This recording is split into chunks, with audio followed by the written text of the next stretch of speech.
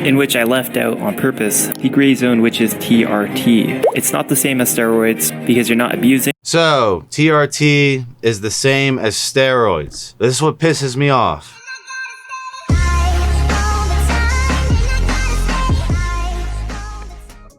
What is up, everyone? It's Russo. I hope everyone is doing well. Today's ASMR sip is sponsored by 1907. Coupon code Russo.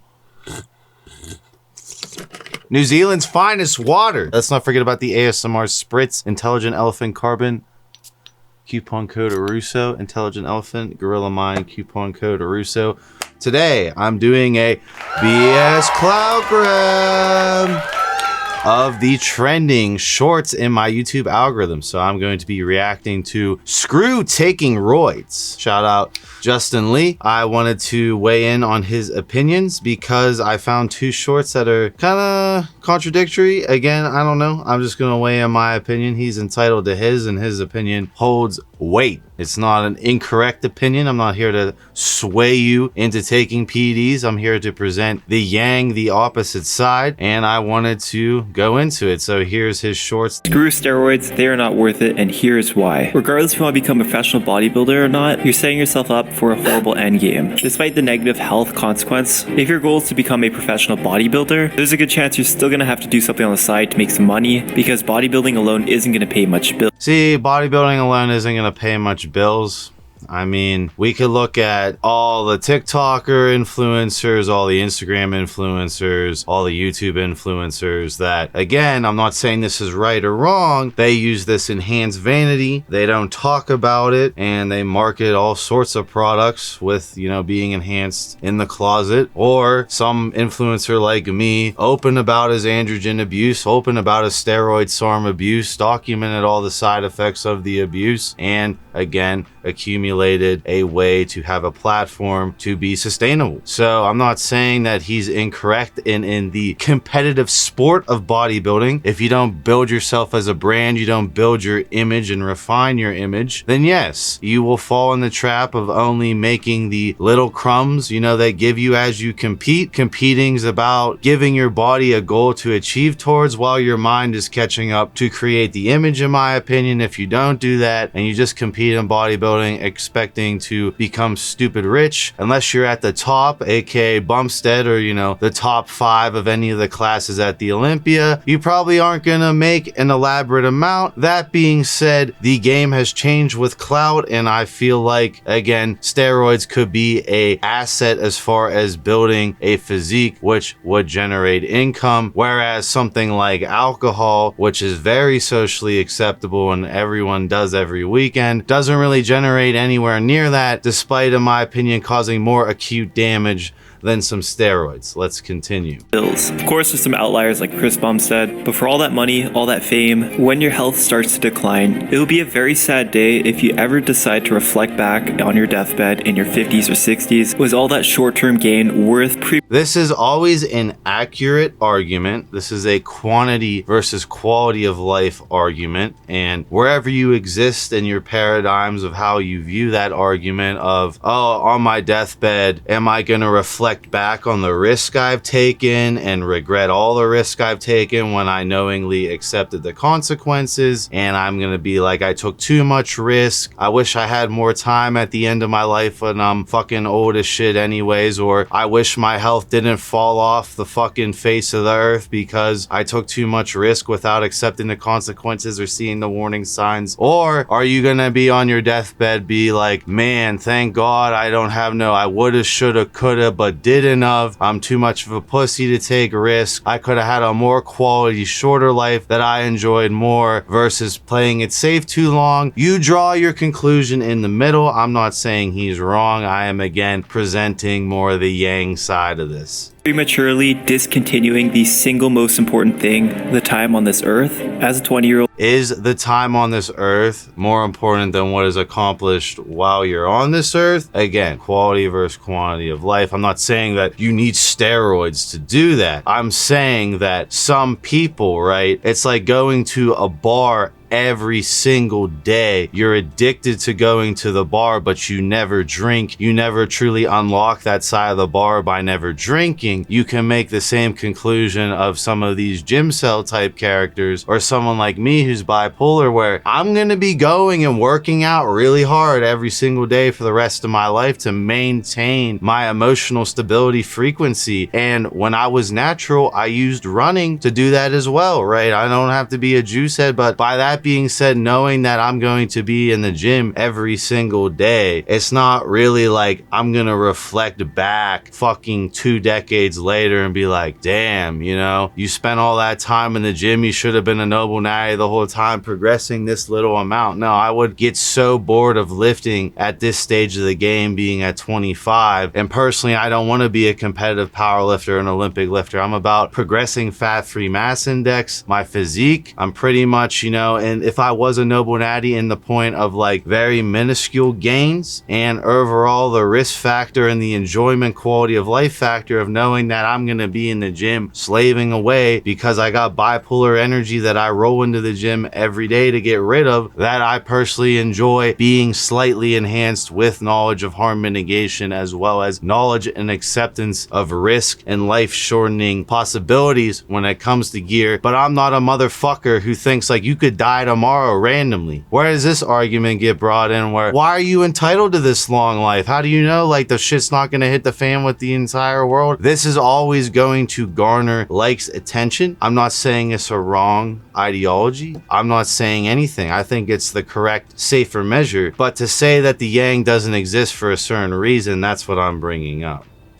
You might think you know what you want to do for the rest of your life. Just don't forget that as we get older, we tend to reflect back on the naive decisions we made when we were younger. So I think this is a great message overall. In this short, I think Justin Lee delivered, and me and Justin Lee are on the YoungLA team, and I got no smoke against him. And overall, I think the younger influenced mind should watch that short and be like, yeah, if I'm not going to be hyper addicted to the gym and I see this as this little shortcut, it's going to bite me in the ass. I'm gonna fucking regret it. I'm not gonna fucking look back on that decision and be like, that was a smart move. But for the dude who builds an empire with the physique, or the dude who's like me, I'm fucking emotional every day, rolling bipolar energy into the gym to take out. When I was a noble natty, I'll have Andrew throw out my long distance running days, you know, I couldn't wait to get home and get my run out. I'd be so pent up with energy, I would just run, you know, 4 or 5 miles, try to run my fire out, and I'd be itching all day to get all that energy out of me. No one forced me to fucking do that. No one forces me to go in the gym, but I know like I will be in there forever. For me to never do the enhancement after being so long in the gym, being a gym cell again, and I've accepted this to regulate my mood. I like my samurai mentality. That's a quantity versus quality of life argument that some dudes make. For the general population and overall the younger mindset of instant gratification, this short definitely hits perfect. I think that people jump into enhancement blindly. I think that people regret enhancement because they're not educated on all the damage that they're doing to their body. But at the end of the day, some people are, and that's a highlight of their life that they want to achieve. There's no way with money you can garner a IFBB pro professional physique. That's why it holds a lot of value, is because you have to fucking earn that.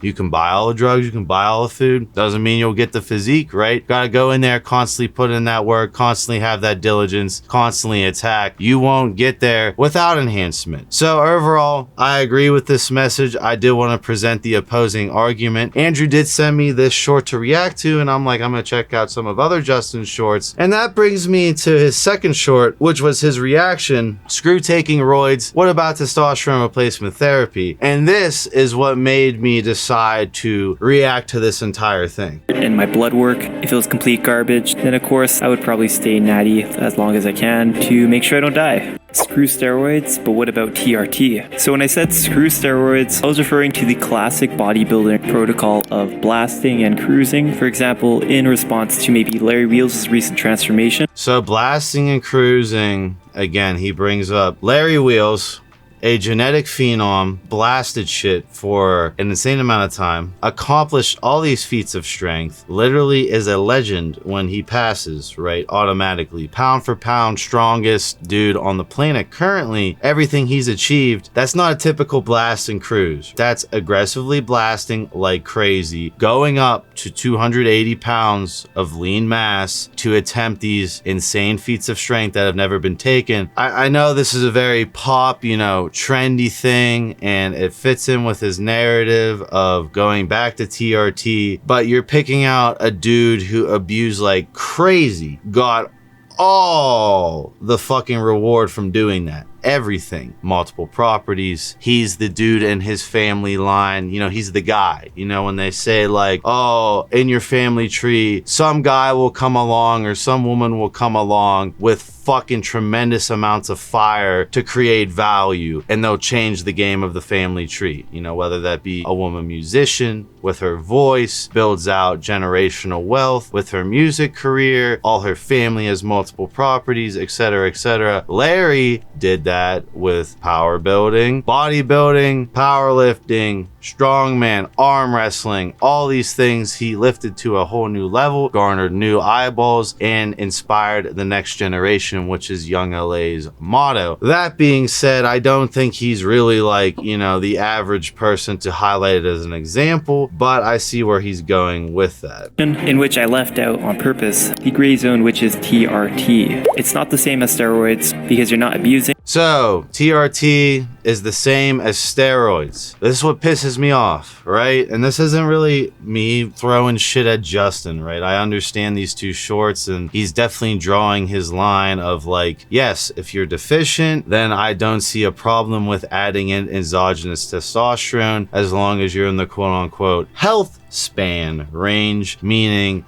that he's all apparently supportive for harm mitigation health span biohacking, which this channel has a lot of health span biohacking as well as extreme performance, pushing the limits, not healthy at all, super dangerous, super sketch, near death shit, and the health span biohacking. This is again the argument of these experiments, all the crazy biohackers in the past, all the people who have passed away pushing biohacking to the limit. When you push the limit, you find new discoveries, innovations, and it trickles into health span biohacking where it gets generally accepted. But to point fingers at the people pushing the limits, it gets muddy once again, because then you have the health span biohackers who then trickle out into the natural biohacking. That's why you have soccer moms, again, using creatine, using protein powder, doing these diets, and then you have them reaching out into more experimental compounds, right? This is how biohacking works. It starts with the extreme and it trickles down. By him saying apparently not steroids as the asterisk, it's like, no, they're still using steroids. Not everyone who wants to use synthetic androgens wants to redline their body like Larry Wheels. They know they're not Larry Wheels, and they want to finitely control the hormones,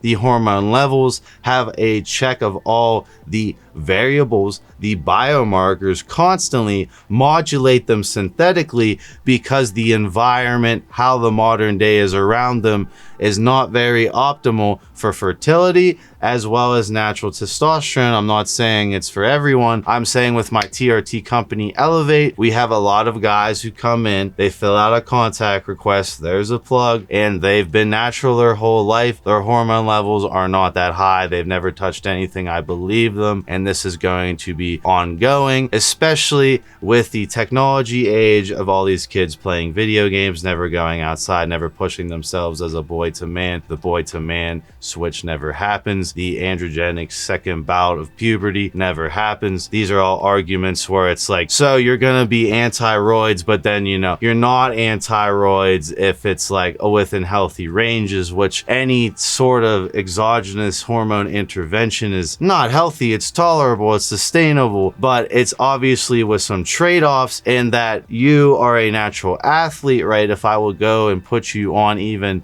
160 to 220 milligrams of test a week, physique, your natural test spikes each day, never maintains a constant level. If I put you on even that little amount of tests, you would constantly be stable no matter how stressed you are, no matter how little sleep you get, no matter how hard you're working as an entrepreneur, with your YoungLA affiliation, with your clout, with everything you got going for you. You have that hormone level constantly regulated. That's a significant advantage for not that big of a trade-off. When you compare it to things you can buy legally at a gas station, then, you know, you're short. Again, being anti-steroids, this is like kind of you cinching both sides. But, you know, this is just to highlight that you can't go on this first one and be like, screw taking roids. And then, oh, well, if it's like health span biohacking or it's pushing the synthetic androgen level a little bit and you're deficient, then it's fine. It's one of those things where it's like, okay, so you're anti-blasting ruining health. Every guru biohacker is anti-blasting ruining health. Bodybuilding is pushing it to the limits. It's race car driving. The cars blow up in race cars. The race car drivers in F1 are all psychotic. They're approaching corners at 140 miles an hour and braking like with 1 second left. Like, that is how the limit gets pushed. So you're cool with all the health span biohacking, the synthetic androgen biohacking, the HRT, TRT that stems off of hardcore bodybuilding, but you're not okay with pushing the limits, is what I'm getting across. Dang it. But that being said, I'm not an expert to say that this is going to kill you, but I do feel like there's not a lot of long-term research on people who jump on TRT, and shockingly, depending at the stage of life that I'm at, I would consider something like TRT in my late 30s to 40. It would depend on my heart and my blood work. If it was complete garbage, then of course I would probably stay natty. So he says he will go on synthetic hormones in his late 30s, early 40s. So he will not screw taking roids. He will take roids. He will then go on HRT. He will see that the HRT impacts his biomarkers bad, not horribly. He might play around with other synthetic androgens that are mild. He'll create a physique in which he could have garnered a decade ago and maintained on minuscule amounts of synthetic hormones. His synthetic hormones will be stable for the rest of his life, and overall he will shave 4 or 5 years off his life, just throwing out random number, bro science, from doing the synthetic androgens with his heart. And overall, when he's old and he's still very functional and everything's very, you know, all stable, instead of his testosterone declining rapidly, he's all for that. There are dudes that face that and never have that second bout of puberty in their mid-20s, and you could think, oh, my entire 20s ruined. Is it arguable to go on HRT, TRT? That's for someone to decide, not me. I'm not saying that he's incorrect in his paradigm views. I think he's very dead on. I think he's very base, and I think for a young influence following, jumping down the dark side is something that, you know, you should figure out when you're mature. You should figure out where you have the allocated capital and you understand all the risk you're taking. But